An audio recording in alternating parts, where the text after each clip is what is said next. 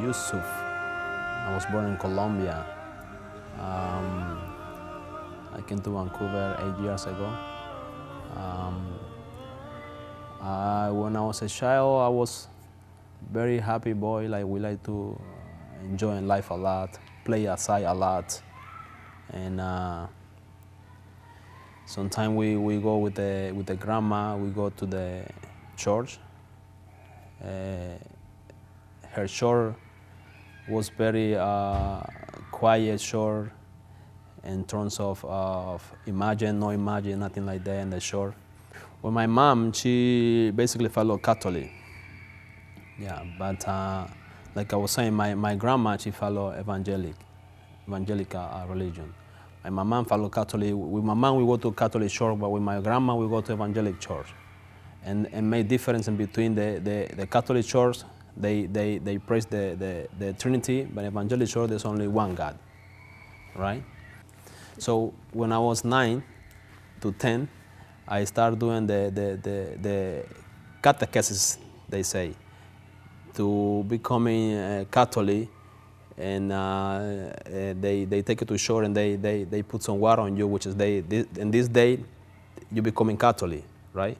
And then you are part of the shore, and then you have a godmother, which is responsible for you in case your mother die, correct? So I started doing this, going to shore almost every Sunday and Saturday. And then after that, when they finish, they do a party. The day they throw the water on your head and all that. They do a party celebration and a lot of cakes and food and all that. But after that, I continues going because I have a relationship with the priest. And somehow the priest, he let me wear some dress, and I stand by him on the sermon, and the night sermon on the church, or sometimes on Sundays morning, I stay by him and I help him with the sermon. And then sometimes there's a little bread, in Spanish we call it hostia, la hostia, and then I send it to him, and he give it to the people one by one. The people line up, and he put it in the mouth one by one. I used to stay by him the whole 1 hour and a half of the sermon. And then it was a couple of months, about maybe 8, 6, 7 months. And after that, I stopped going, and I continue my life as any other normal citizen from Colombia. Well, from my family, I have two brothers, one sister. My brothers, they as a child, I don't think they experience any religious life. But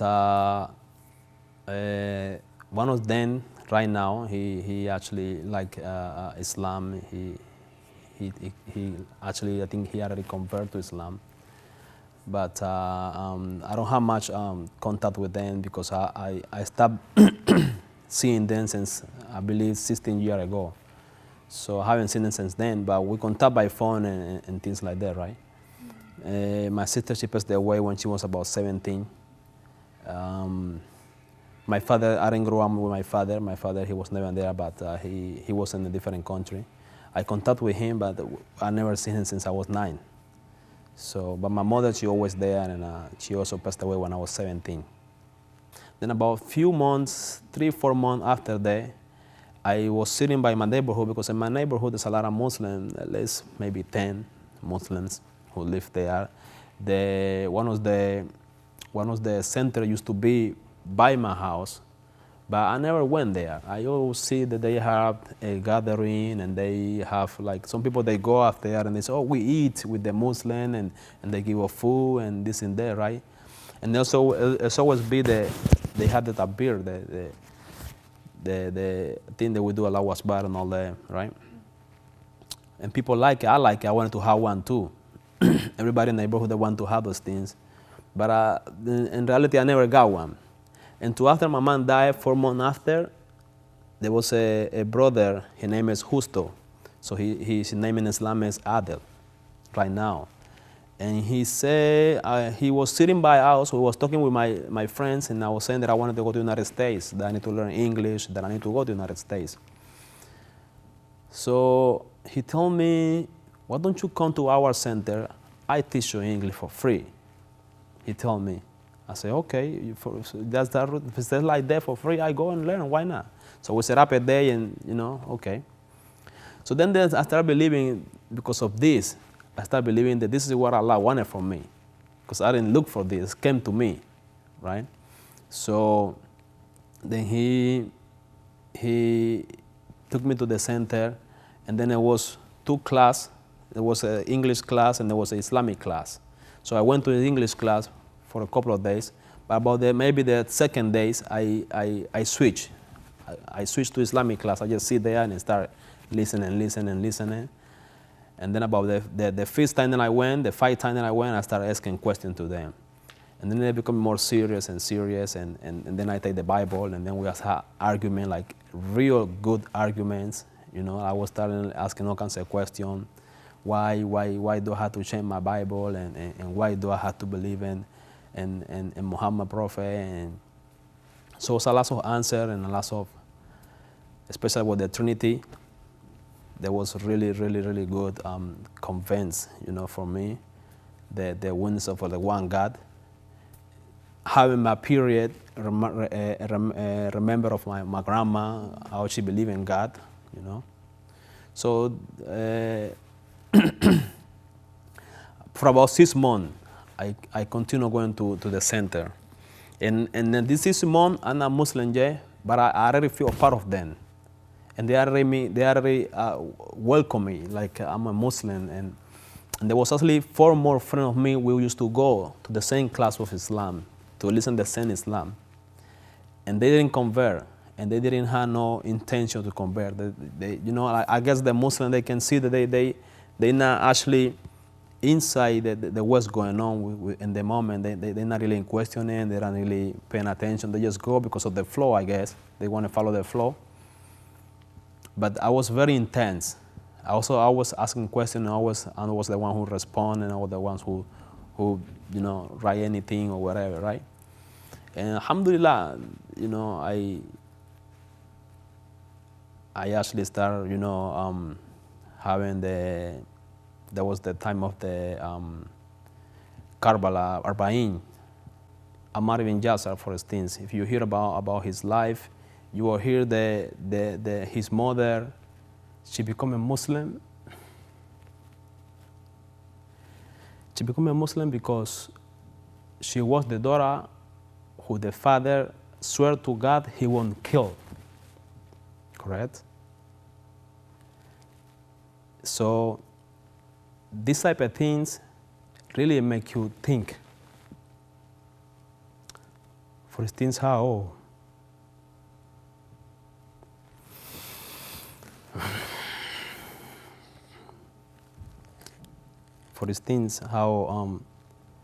Ammar ibn Yasir, he touched the statues that fell, and the question from the mother, and the answer that he gave the mother, right?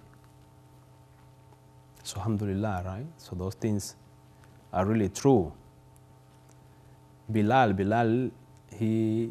Muhammad Prophet, he bring him from nothing to say the Adhan.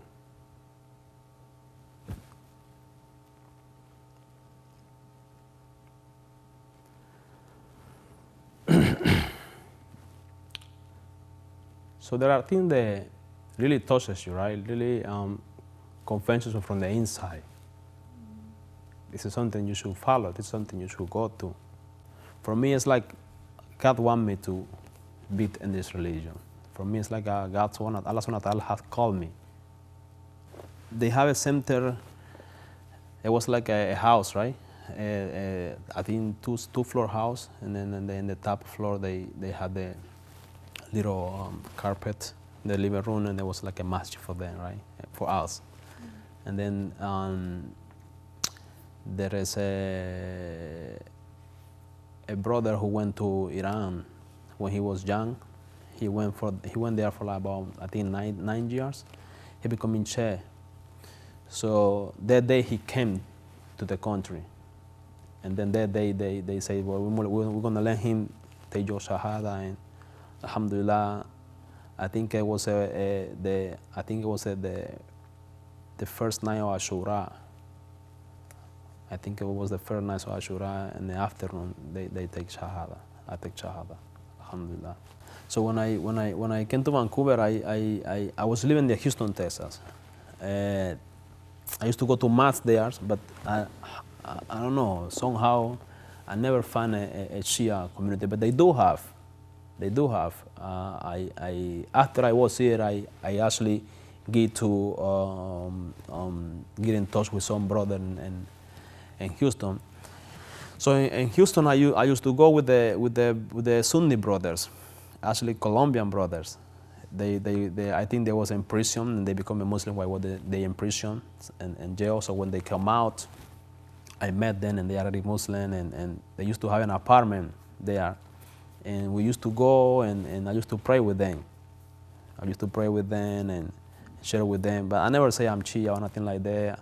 I just quiet and I just wanted to be with them, right? I just wanted to be around the religion, right? And I used to go some mass in Houston also. I met some like Arab people, but I don't interact much. I was very young. I was only 20 years old, right? So then, after 7 years, 8 years, I came to Canada, and I said I'm gonna look for the masjid, and then I started looking for masjid. I went to different masjid, but I was living close to a masjid in King George 105. I think it's Anwar. That's the name of the masjid. I believe. I don't remember exactly. I used to go there once in a while.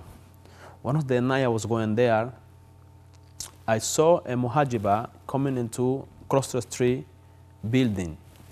And I saw two of them. And I said, a lot of people going in, but I said, let me see what's going on in there. I just wanted to check. Alhamdulillah, I went to check and it was Muharram time. I see mashallah, and then I see the turba of Karbala, and I was so happy about it. I was so emotional. I said, I found what I'm looking for. Alhamdulillah.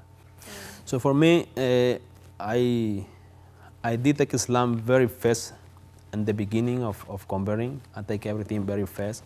Actually, with the coming of the Sheikh actually was for me like a second father. I used to also be with him too. I was like his assistant. Whatever he needs, I was there. Wherever he needs to go, I'll go for him. I used to write things for him. He used to tell me, whenever you hear me talking, you learn by heart.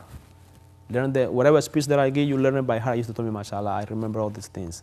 I still talk to him, mashallah, very nice guy. That was one of the experiences that, I left. Alhamdulillah. I believe every Shia is connected to Imam Hussein, very close, and I am, mashallah, connected to Imam Hussein very close as well, Imam Ali, very close.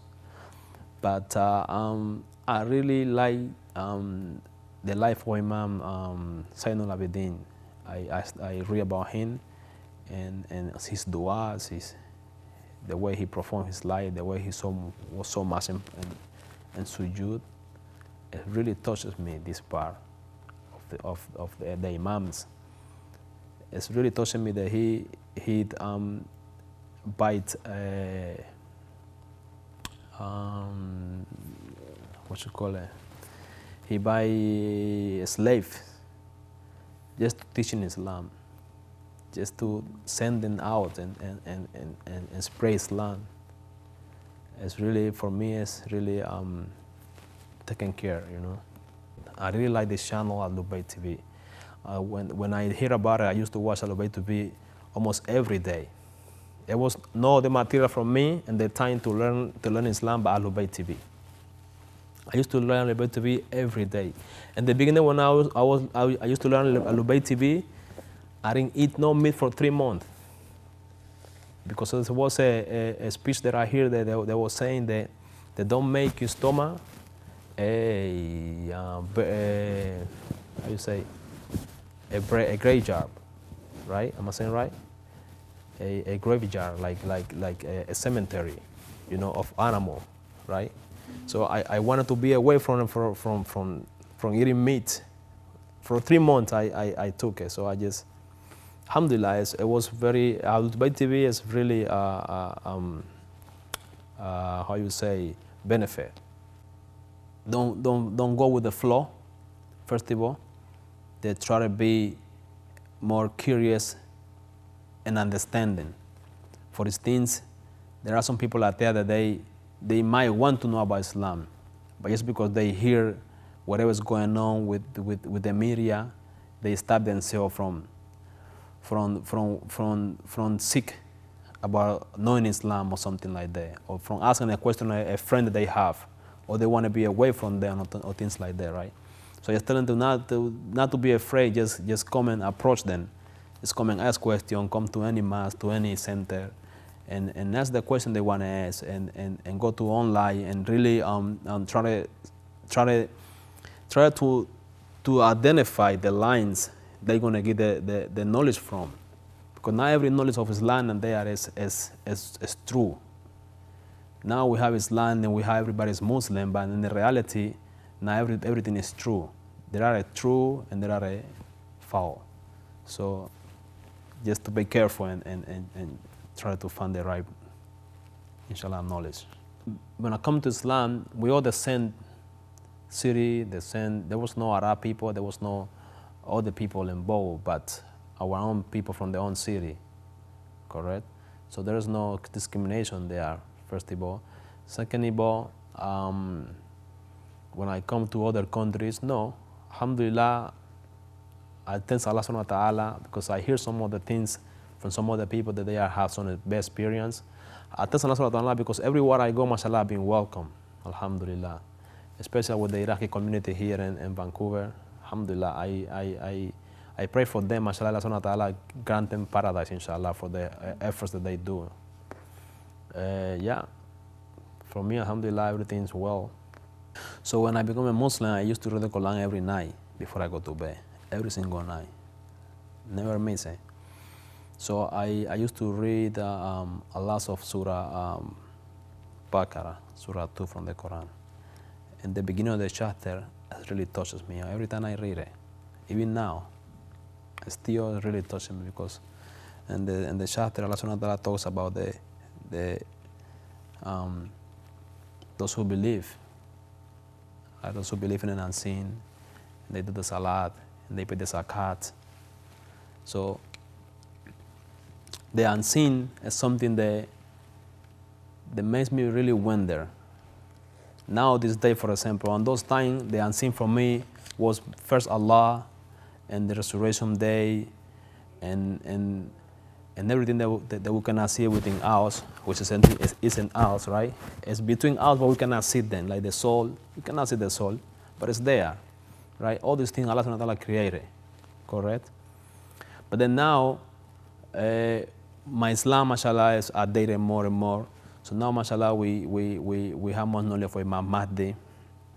And then he becoming also part of the unseen for me. I cannot see him. So when Allah subhanahu wa ta'ala talk in the Quran about the unseen, I relate the unseen also with Imam Mahdi, right? Also not just Imam Mahdi, but also the Prophet, because I don't see the Prophet. I believe in him, but I didn't see him. I believe in all the Imams. I believe in Imam Ali. I don't see Imam Ali, but I strongly believe in them. So this particular ayah is really, really touching me. I asked the Sheikh in Colombia, Sheikh Munir, I asked him to send me my Fatima Jinnah dua book. I sent him some money and he sent me the book back. And this book, mashallah, has so much relationship with him and with this book. And I recite dua every morning. I recite most of it on Friday morning. I like to recite from the book, the Siyarah to Imam Hussein. And somehow I always keep the book everywhere I go because every time I pray, I recite the dua in Spanish because I want to relate, because I don't know Arabic and I want to relate with the dua actually, right? But I have it in a car and somebody stole it from there. They stole the whole bag. They thought maybe something there. And but alhamdulillah, now I have it again. So inshallah, my spirituality will grow again. But when I lost this book, I feel down. I feel like I wasn't there, like something is not there for me. So alhamdulillah, this book helps me a lot to get close to Allah, inshallah. Before and after Salatul Fajr, Inshallah, if I like to do Salatul Layl a little bit, inshallah, if I feel, sometimes I don't feel like, but sometimes I feel with the necessity of doing Salatul Layl. But for sure, after I told you my sequence. After Salatul Fajr, I like to read Dua Ahad. And then after that, I like to read the Dua morning. And then after that, I do the dua of the day. And then maybe I read the Dua of the remembers. Because Allah subhanahu wa ta'ala promised in the Quran to remember you as soon we remember Him. Correct? So I like to read these duas, and also the dua for Imam Ali is a dua. I don't remember the name of the dua. But it's a dua talks about you are the, for instance, you are the king, and I'm sorry, you are the master, and we are the slave. And mashallah, those dua I like to say in the morning. Inshallah, every day if I can, I have the capacities, I do it. First of all, when I read this dua, the whole day, my whole day is mashallah, alhamdulillah. The day that I don't read it, I don't feel comfortable. So it's definitely a different, right? But sometimes, this dua, they make you cry. They take you from out the dunya, and, they bring you back after when you finish, right? Yeah, alhamdulillah, this book is really good. Also, Dua Kumail. Thursday Dua Kumail, I like to read it. Sometimes I don't go to Mass. But it's good to, I know that it's better to go to Mass and read it with the community. But I like to read it in Spanish because I feel more. Because I don't know Arabic, so I feel a little bit different. But when I read it by myself in my own language, I connect it to it. I connect with the dua. I connect with my Mali, alhamdulillah. So it's really good, alhamdulillah.